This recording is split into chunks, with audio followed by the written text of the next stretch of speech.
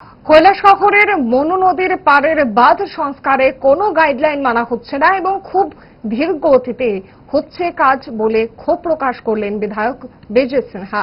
মঙ্গলবার তিনি বাঁধের কাজের বিভিন্ন অংশ পরিদর্শন করেন এবং তদারকিতে থাকা এক্সিকিউটিভ ইঞ্জিনিয়ারের সঙ্গে সদল বলে গিয়ে কথা বলেন।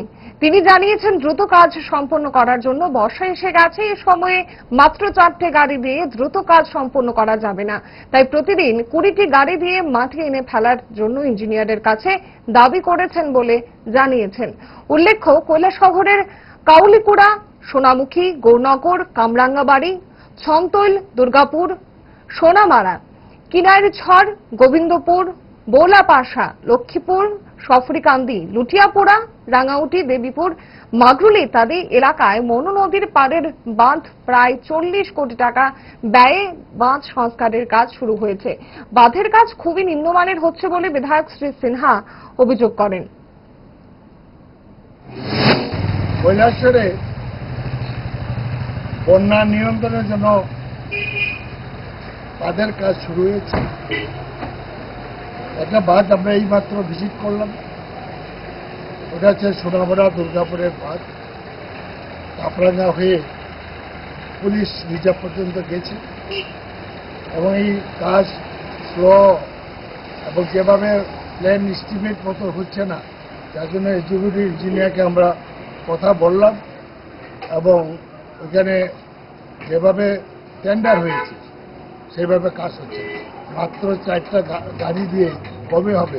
রাতটা পড়ছে, বর্ষা কিছুদিনের মধ্যে বর্ষা আসবে, সেই জন্য আমরা বলছি কালকের মধ্যে 20টা গাড়ি যাতে লাগানো হয়, এই কথা আমরা বলেছি। এবং সরার জন্য লক্ষ্মীছড়া সাফাই করার জন্য আমরা রিকোয়েস্ট দাবি করেছি।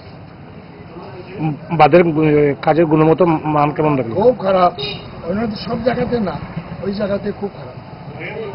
যেখানে 2018-তে এয়ারপোর্টের দক্ষিণ দিকে বাঁধ ভেঙেছিল, ওই জায়গাতে কোনো কাজই হচ্ছে না। এইমাত্র দেখলাম যেখানে 5 ফুট উঁচা করার কথা এখনো 6 ইঞ্চি হয়, খুব নিম্ন। রাঙাউটির এইদিকেও আজকে বড় নিম্নমান।